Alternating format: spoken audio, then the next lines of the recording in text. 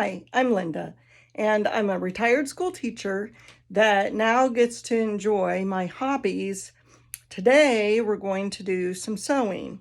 I had a friend of mine ask me to put a drawstring in the bottom of her jacket. It was loose in the back and was letting air up through her jacket. She loved the jacket otherwise. So today I want you to come along with me in my sewing room and add a drawstring to a jacket. Okay, so here is her jacket. Along the bottom here, there is a folded up kind of a seam binding, and I'm going to rip this out and insert the drawstring. And I got some toggles that will attach.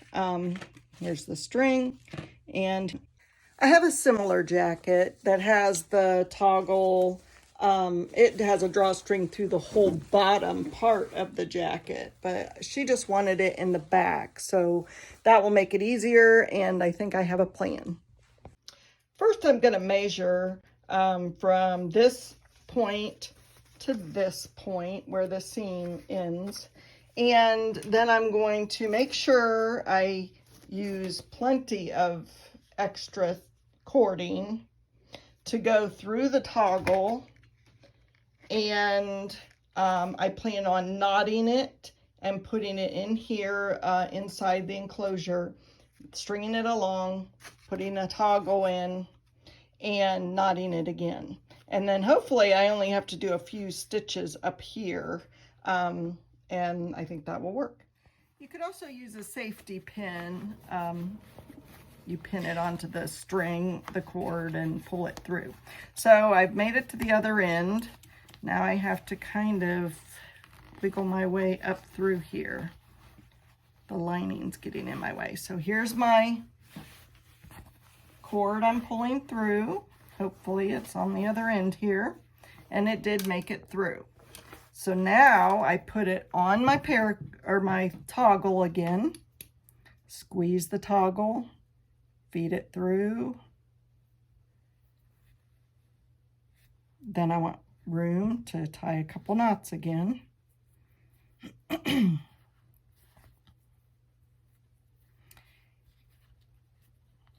sure those knots are secure. Feed the knot through the opening.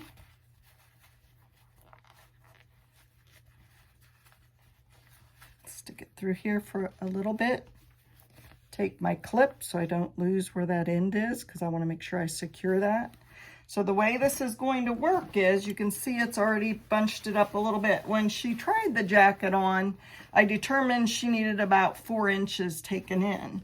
Now we don't want it to look too puckery, but I really believe, because she can loosen that a little bit, or she can tighten that if she wants to. And I don't want those toggles to be in the way. I think they're gonna lay nice and flat on the jacket.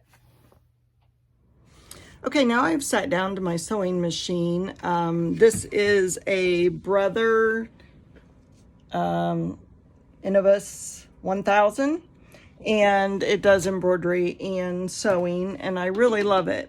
I've made a few changes that I went and bought thread that I thought matched the jacket, but it was sewing too light. So I ended up putting more of a hot pink in my sewing machine so that it won't show up so much.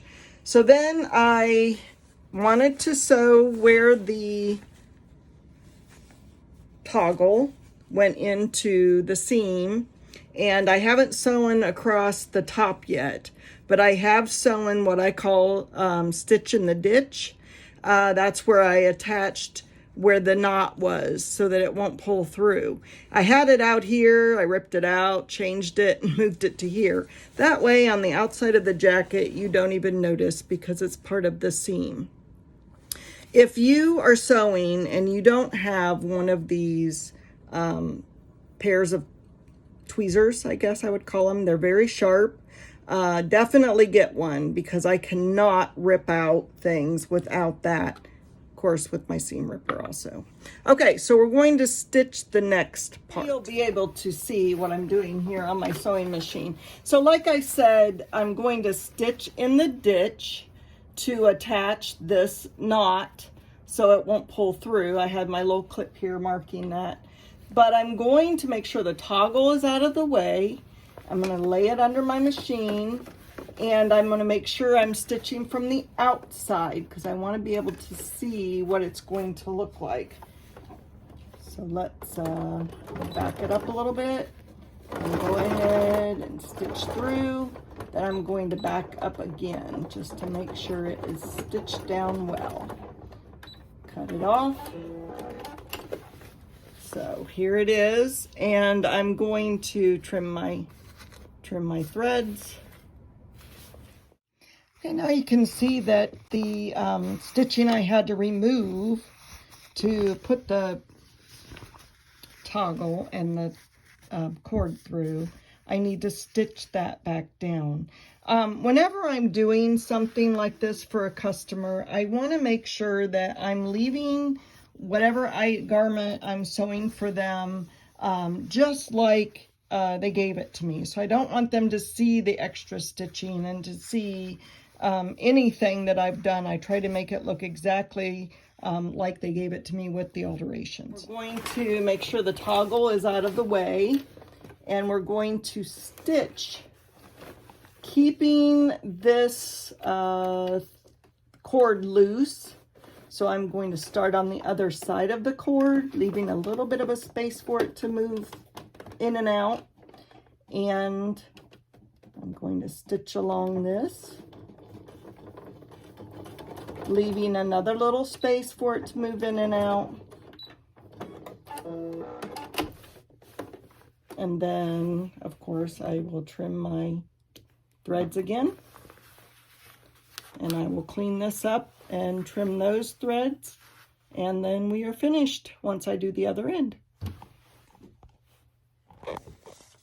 Here's the finished product. I did stitch the seam across here. This is our stitch in the ditch. This is what it looks like. Oh, can't see the black very well.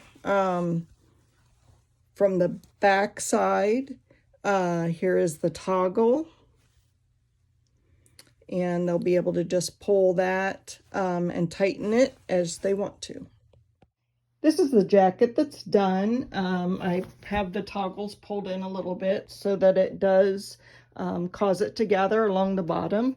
And it's very adjustable. They can pull it in and out however they want to.